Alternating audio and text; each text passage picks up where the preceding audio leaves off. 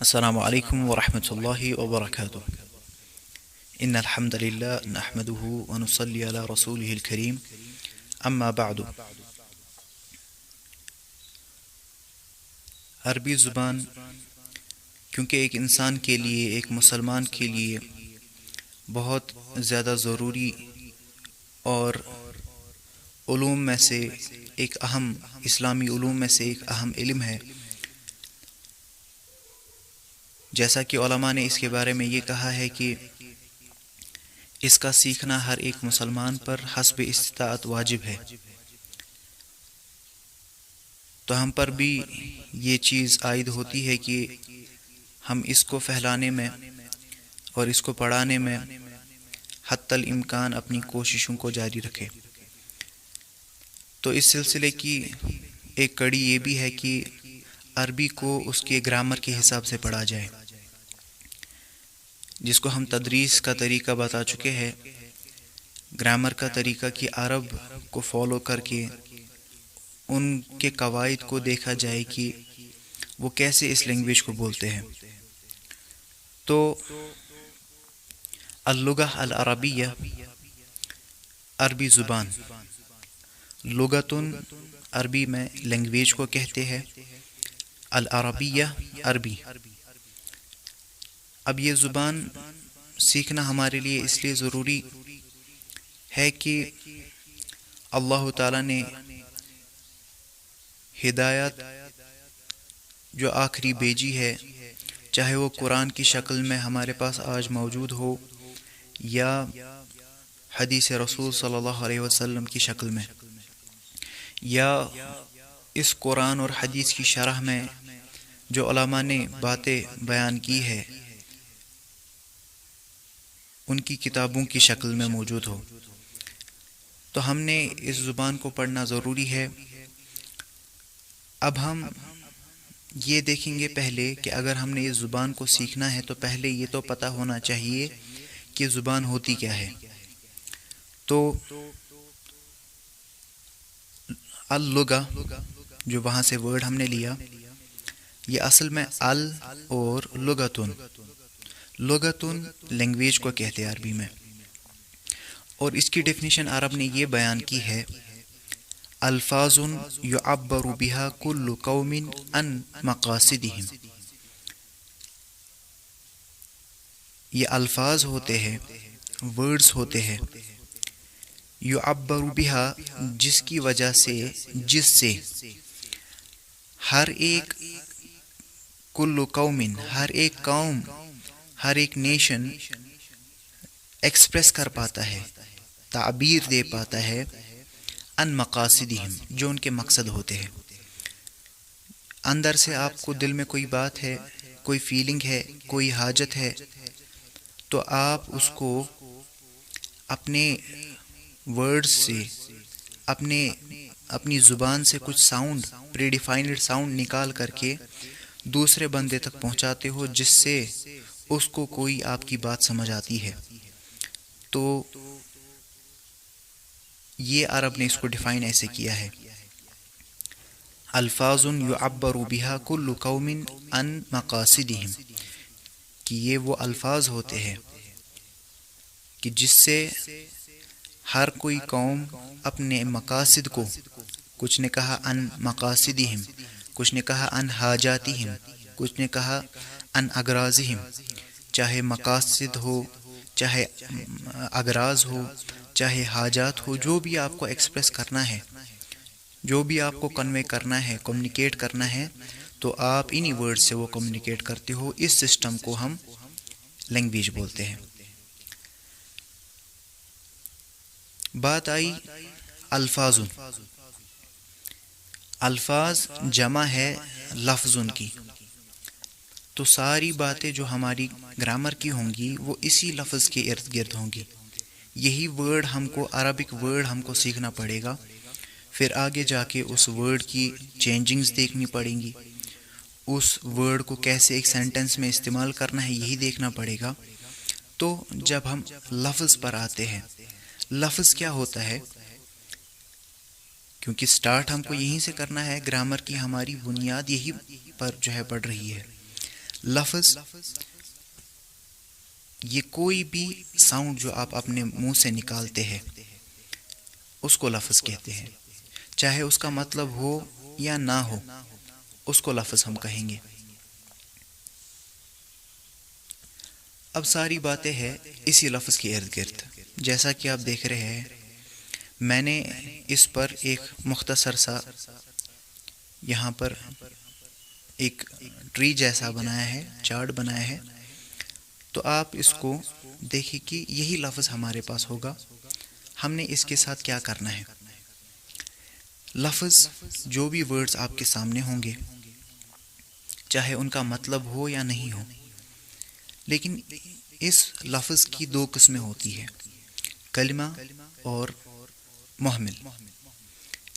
کلمہ وہ لفظ، وہ ساؤنڈ جس کا مطلب ہو، اور محمل وہ ساؤنڈ جس کا مطلب نہیں ہو۔ لیکن یہاں پر تھوڑا رکنے کی ضرورت ہے اور یہ سوچنے کی ضرورت ہے کہ جب ہم کلمے کی بات کرتے ہیں، ہم نے بولا مطلب ہوگا، محمل مطلب نہیں ہوگا، ٹھیک ہے، لیکن کلمے کی جب ہم بات کر رہے ہیں، اگر میں یہاں پر ابھی عربک لینگویج کو کنسیڈر کر رہا ہوں، تو کیا ان کے نزدیک پین ورڈ، بک ورڈ، کار، یہ ورڈز جو انگلش کے ورڈز ہیں، کیا ان کے نزدیک یہ کلمہ ہوں گے یا محمل ہوں گے؟ سیدھی سی بات ہے، نارملی تو ہم یہ سوچیں گے کہ یہ تو کلمات ہیں، ہم تو اس کا مطلب جانتے ہیں، اس کا تو مطلب ہے، لیکن نہیں، بات ہم یہاں عربی کی کر رہے ہیں، تو ہم نے یہ دیکھنا پڑے گا کہ کلمہ وہ لفظ ہوگا، ہماری عربک گرامر کے حساب سے کلمہ وہ لفظ ہوگا جس کو عرب سمجھتے ہو۔ یہ بات یاد رکھنے کی ہے، ورنہ تو ہم بچپن سے پڑھتے آ رہے ہیں بامعنی لفظ کو کلمہ کہتے ہیں۔ نہیں، ہم کہیں گے کہ بامعنی لفظ کن کے نزدیک بامعنی؟ جو لینگویج ہم کنسیڈر کر رہے ہیں، ابھی ہم عربی کی بات کر رہے ہیں تو ہم بولیں گے جو لفظ، جو ساؤنڈ عرب کو سمجھ آئے وہی کلمہ ہے۔ اور محمل، چاہے وہ باقی زبانوں میں اس کا مطلب ہو یا نہ ہو، باقیوں کو سمجھ آتا ہو نہ آتا ہو، لیکن عرب کو نہیں آتا ہے سمجھ، تو وہ محمل ہے۔ اچھا، کلمے پہ ہم آگے، اس کے آگے جائے، کلمہ یا تو محتاج ہوگا، نہیں تو غیر محتاج۔ محتاج کا معنی کیا ہے کہ آپ کے پاس ایک لفظ ہے جس کا عرب کے پاس مطلب ہے، لیکن یہ مطلب یہ خود بتا پائے گا کہ اس کو باقی الفاظ کے ساتھ مل کر کے اپنا مطلب ظاہر کرنا پڑے گا۔ اگر یہ اپنا مطلب خود بتا پا رہا ہے تب تو یہ غیر محتاج ہے، اگر یہ اپنا مطلب خود نہیں بتا پا رہا تب یہ محتاج ہے۔ یہاں تک آ جائے، پھر اس کے بعد محتاج میں صرف ہمارے پاس ایک چیز ہوتی ہے عربی میں، وہ ہے حرف۔ حرف انگلش میں ہم ان کو کہتے ہیں پارٹیکلز۔ 4 پارٹیکلز مثال کے طور پر ابھی یاد رکھ لے۔ حرف میں سے فی، علا، من، الا۔ فی ان ہوتا ہے، علا آن ہوتا ہے، الا ٹو، من فرام۔ یہ 4 آپ نے یاد رکھنے ہیں۔ دیکھیے، اب اگر میں ایسے ہی کہوں الا ٹو، مطلب یہ اپنا معنی ظاہر نہیں کر رہا کہ اس کا مطلب کیا ہے۔ مطلب ٹو کا مطلب کہاں تک ہم جائیں گے، تک کیا مطلب، کہاں سے کہاں تک، یہ تو بولو، کچھ سمجھ نہیں آ رہا۔ جب تک میں یہ نہ بولوں کہ میں گھر سے مسجد تک گیا، تب اس تک کا مطلب مجھے سمجھ آ رہا ہے۔ یہ تو ہو گئے حروف۔ یہ تبھی ان کا مطلب سمجھ ہم پائیں گے جب یہ کسی سینٹنس میں یا باقی ورڈز کے ساتھ مل کر کے استعمال ہو۔ اب آئے غیر محتاج کی طرف۔ غیر محتاج انڈیپینڈنٹ، اپنا مطلب تو ہے اور خود سمجھا پا رہے اپنا مطلب، کوئی دوسرے ورڈز کی ضرورت نہیں اپنا مطلب بتانے کے لیے۔ اس میں ہمارے پاس 2 چیزیں آتی ہیں، اسم اور فعل۔ اسم بھی اپنا مطلب خود بتا پاتا ہے اور فعل بھی۔ اب یہ چیز تو ضرور ہوگی کہ ان دو میں تو کچھ فرق ہوگی۔ اسم وہ غیر محتاج کلمہ ہے جو اپنا مطلب خود تو بتا سکے، لیکن اس میں وقت کا کوئی عمل دخل نہ ہو، وقت نہیں ہوتا۔ مثال آپ بولتے ہو حامدن، اس میں یہ نہیں ہے حامد ہے، حامد تھا، حامد ہوگا، ایسا کچھ بھی نہیں۔ اچھا، اسی طرح آپ بولتے ہو کتابن، ٹھیک ہے، اس میں یہ کہیں نہیں ہے کتاب تھی، کتاب ہے، کتاب ہوگی، کچھ بھی نہیں۔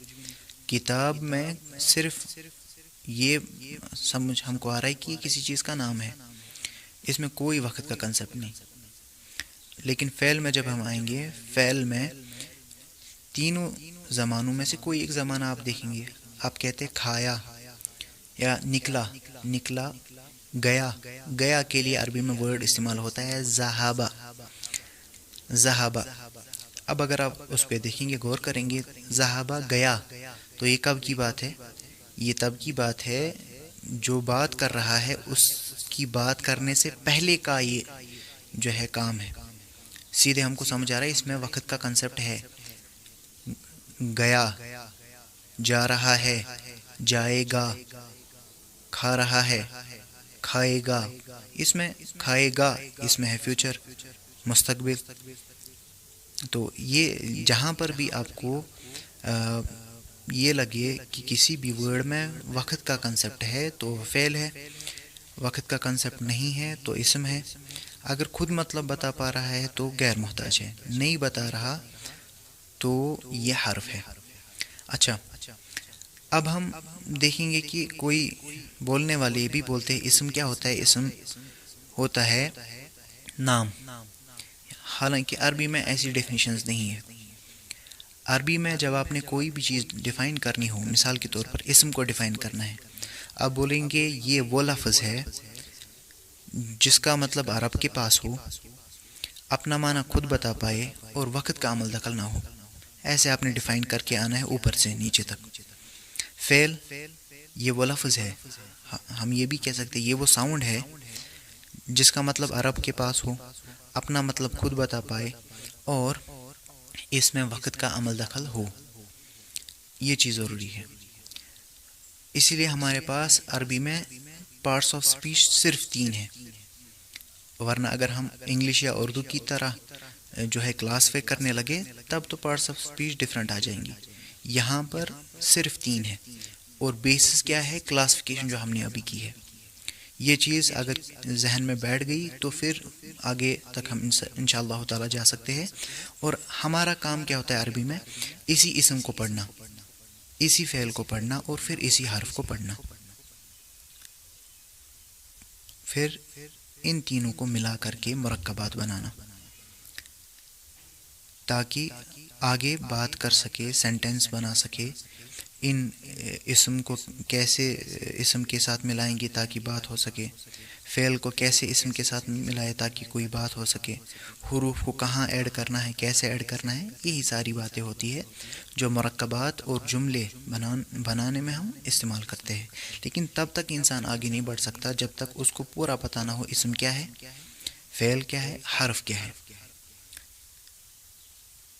ہم اسی پر آج اکتفا کرتے ہیں انشاءاللہ تعالی۔